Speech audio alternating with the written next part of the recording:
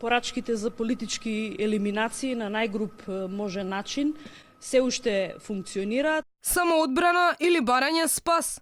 Остра критика, очекувања за соработка со техничкиот министер на МВР и негодување на Ременски по обвинението против неа за случајот Меѓународен сојуз. Во него е пишано, оти Ременски му помагала на Боки 13. Со својот углед и авторитет го поддржувала на средбите со бизнисмени, давајќи му совети и упатства за оштетените инвеститори да стекнат доверба во наводниот проект, однапред да уплатат пари и да стават параф на договорите. Изборот на денешниот ден не е случаен, имајќи во предвид дека политичките амбиции на одредени лица се пресилни за да земат во предвид било какви професионални ангажмани мои во минатото. На кого мислите? На кого мислите? Јас не би коментирала повеќе. Конструкции без докази може да станат основи за обвинение и тоа секако дека ќе се докаже. Меѓутоа, за тоа ќе треба да сноси некој и одговорност.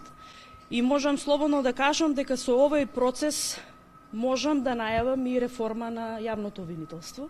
Ременски тврди оти од медиумите дознала за обвинението, а тоа говорело за начинот на кој функционирале институциите. Со доза на критика и негодување сподели оти доброволно се повлекува од сите можни политички ангажмани во СДСМ.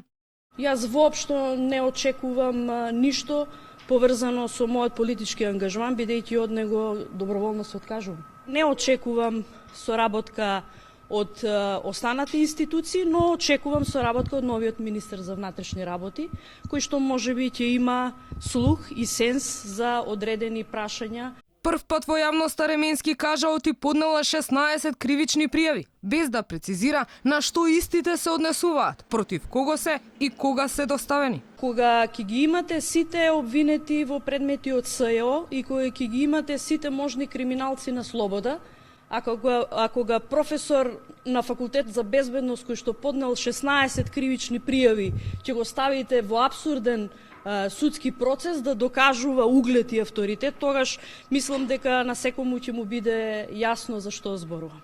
За подсетување, кога за прв пат беше повикана да даде исказ во обвинителството за случајот, Ременски изјави оти пријателството со Бојан Јовановски не било тема на муавет, туку таа била повикана само како сведок, а не и да објаснува со кого и како се познавала.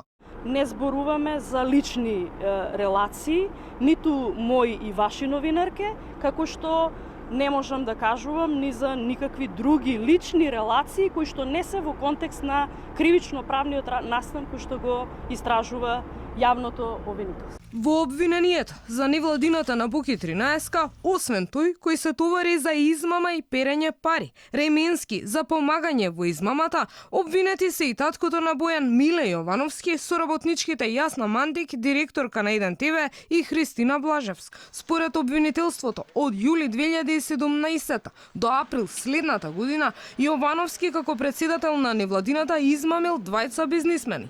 Па лажно прикажувал дека ќе обезбеди државно земјиште за изградба на Европски центар за возрасни лица, како и дека ќе добиел државни субвенции.